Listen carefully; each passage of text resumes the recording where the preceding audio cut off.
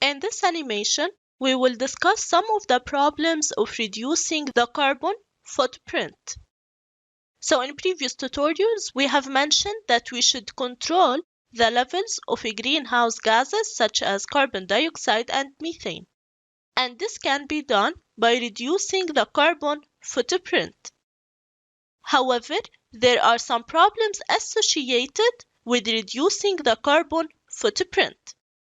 First of all, you have to know about the scientific disagreement over the causes and consequences of global climate change. And this explains the absence of complete international cooperation on setting targets for the reduction of greenhouse gas emissions. So not all governments are cooperating to reduce the emissions of greenhouse gases.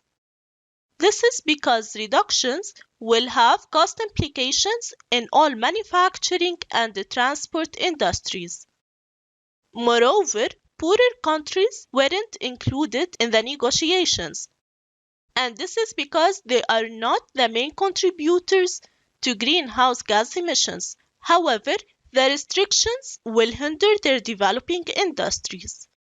So this is one problem of reducing the carbon footprint. Let's move down to a personal level. People need information about global climate change. And if all people know about global climate change, every individual can make a positive contribution.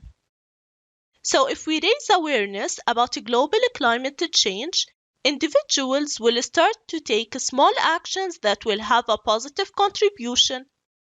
So for example, if you can use less electricity, then less fossil fuel will be used up, and therefore less carbon dioxide will be released.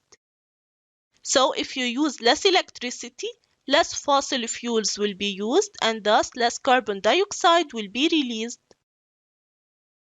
Moreover, you can also use your cars less. Instead, you can walk or use your bicycles, and this will make you healthier in addition to reducing the emissions of carbon dioxide. One alternative to using cars is to share lifts or use public transport. Of course, you can also recycle your waste, so now we have less waste. The most important idea is to believe that your small contributions will help. So every person of us should start with himself to save our planet.